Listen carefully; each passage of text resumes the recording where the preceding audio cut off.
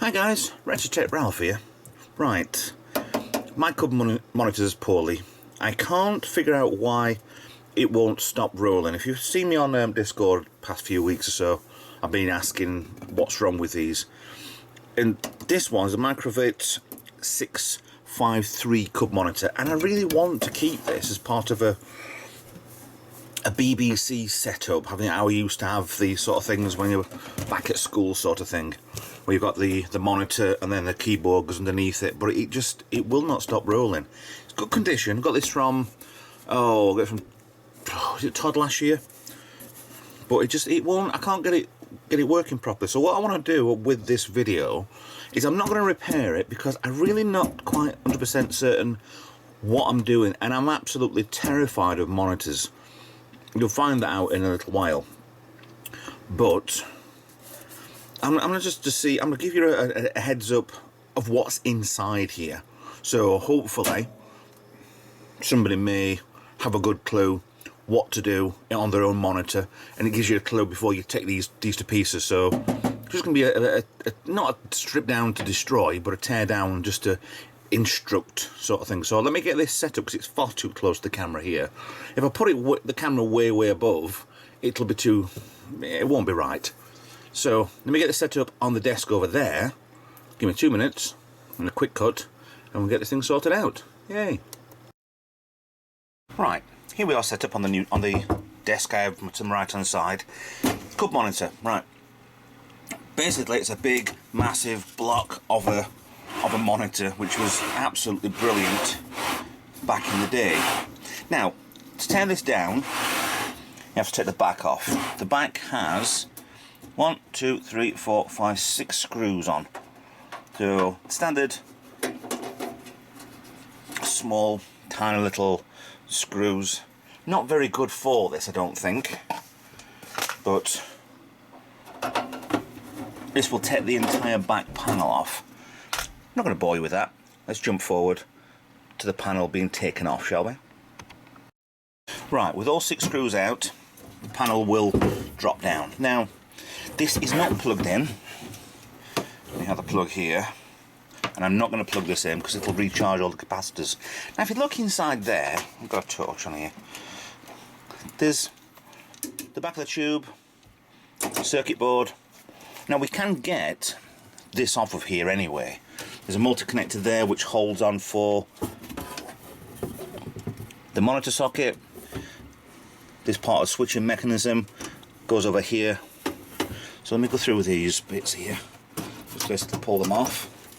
So an old-fashioned socket there, and a multi-plug on here in that bottom corner. That does the contrast, and finally for the power, comes off and done. So then we have an earthing bolt over on this side here. So let me remove that. Then we can get the back panel off fully. Afterwards, we need to take the top off so we can have a proper decent look inside. Right, so the bolt comes out on the side here, taking off the entire back panel, and we can lose that for a little while anyway now, before we have to reassemble. So, taking this top section off is just as easy anyway. You have these screws around the edge, but all you need to do, take the top off, there's 2 screws on the front. So, let's take these out. 1, 2. Now this should give us the top panel off, leading you straight inside. I don't need to take the bottom off, because that will attach on 2 screws either side and some of the bottom as well. But here you have the insides of your Cub monitor. Here's your tube, an earthing, I think that's an earthing part anyway, that will come off. See, I'm not entirely sure if this would just have a damn good clean would get everything working right on it. But like I say, the whole thing rolls, and I don't know why it rolls. but I cannot get it stopped. I've tried fettling, I've tried faffing, but whatever I do just does absolutely nothing. So in the back of here we can take off, if you need to, carefully, the circuit board for all the colour guns. Some adjusters on here, back of the tube obviously. The one bit I'll tell you right now why I'm terrified is of this, the coil on here. Now when these are plugged in, they have quite a heavy voltage running through each of the cables on it. Let me get you off the stand a second. Now when I was a lot younger and a bit more stupid, I used to put my hand on one of those and got it stuck. And I don't know how I managed to get my hand off of there, but I'm here to tell the tale of not grabbing hold of that for any reason whatsoever, touching that at all. I mean, they're a wonderful piece of glassware and engineering, these, to be honest, but sadly I will not be touching this. If somebody else would like to have a go at this, that's fine. But I will not be touching or fettling much at all. Right, so on the back of the tube there's this circuit board here. You can alter parts for your blue balance, your green balance, your green gains there. The problem with these, and I think this is a problem with this one as well, is that over the years these lose. For some reason, I think it's that the pots actually, they're not at the right range what they're supposed to be. What I get the impression of.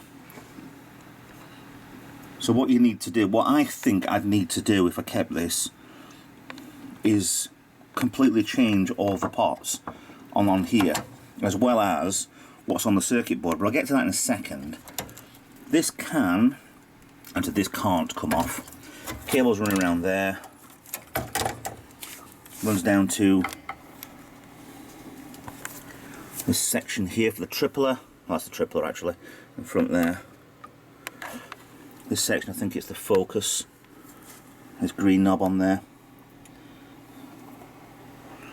And there's another one on the back for the width. There's a lot of adjustment you can do. Now, if you look on the board there, I'll point into it right there. I've changed that one because that just dissolved on me when I got anywhere near it. All the circuit board is actually all pretty well covered of what you're supposed to do, what you can play about with. In the board over here, you've actually got that one there, it says brightness, so you can alter the brightness on that, which doesn't help anything at all, because you've already got a contrast on the back, but the brightness, yeah, the one in mine won't actually work, it was no use whatsoever. So what I had done so far is altered all 5 of these pots. Now, not the best idea.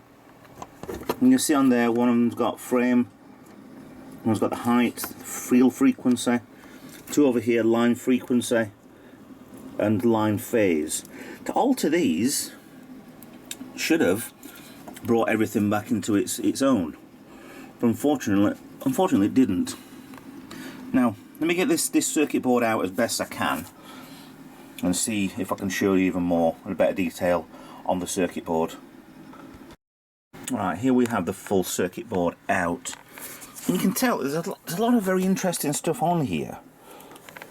There's part missing there, part of the contrast, obviously it wires in on the connector anyway, so you'd alter the contrast. Surprised that maybe another model would actually have had the same section on there for the brightness to be altered on the back of the case anyway, so you could alter it.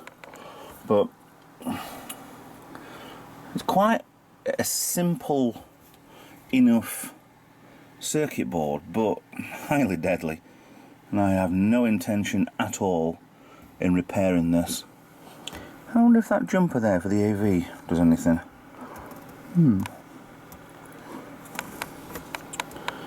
There's also jumpers on here as well, the RGBs, the transistors, anything at all could be wrong with this. It could just want recapping. The caps don't look too bad actually. That one, yeah, that looks like it could give me a hell of a jolt. I mean, my finger, Look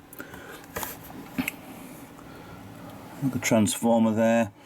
Other bits and bats. I have no idea exactly what all this stuff is. But this is to give you a clue as to what's inside before you strip yours down. I mean, if I'd have not been scared of the huge capacitor, of the coil, of this TV, I'd probably recapping this now.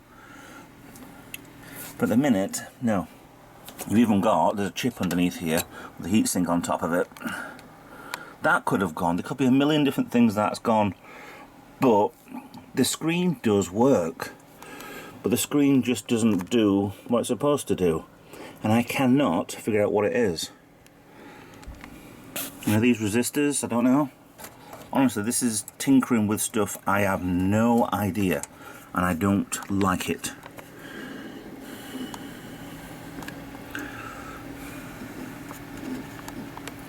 And this is a very old monitor. It's probably, what, late 70s, 80s? And the monitor itself, this one, has been made by Toshiba. So the main screen is by them, and the rest of the gubbins is by Cub, I'll assume. The 325 on the side. Not entirely sure what that means. Is that the person who built it? I don't know. Or either way, it's kind of worked to the 21st century, but not anymore. So, I don't know. I honestly don't know. But if you look on here as well, when you're taking the actual board out, there's two other connectors on here which go to the front panel. One will be for the LED light, the other will be for whatever's underneath. Actually, I don't even know what that's for. It might be something to do with the coil, because there's nothing else on the front of this anyway. It's just a light, a power light, and that's it. So, for restoring wise, I'm not touching this. But I am so tempted to try. It could be something simple, it could be something very difficult. But either way, it's not going to get done. But maybe left for another day. Or maybe if somebody can fix it. I don't know. I got this for nothing anyway, so I don't see a problem in possibly giving this away to somebody who can fix it, or maybe some advice of how to fix it. Because like I said, I don't really want to get rid of it. It would have been absolutely brilliant to have as some sort of display. And why is that resistor missing off the middle parts of it? There was slightly parts of this which actually looks like it had been overcooked, shall we say. But I don't know. I just daren't do anything on this. And even the back of the colour guns there, I don't know. Could I fix it? I don't know. And it could be a case of this is gone with the cable. I don't know.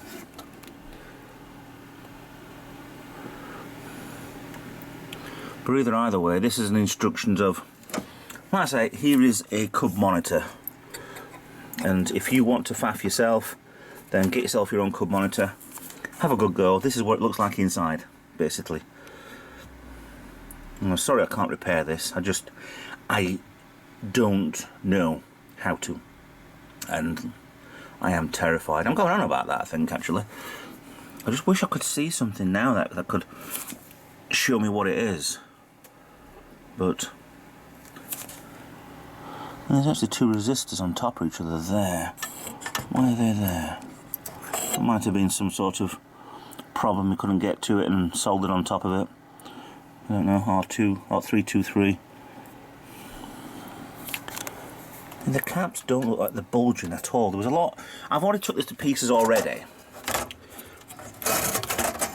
And there were a lot of dry solder joints on the back of here. And like I said, there was a very burned area on the circuit board, so it wasn't in its best condition. It's probably been running a school for a long time. I tried fixing as many of the dry solder joints as I think I could find, but like I say, this does work. Does power on, does get a picture. It worked so with the BBC, but it will not, as much fettling as I can do, it will not stop rolling and twisting all over the screen. It just will not stop. And I just don't know. There has to be a component on the other side that's knackered on this. But, again, not entirely happy with it. You got parts there. It could be just simple as that. I've just burned over onto the other track. The deposit there could be easily earthing. Not earthing. Connected onto where it's not supposed to. But I mean,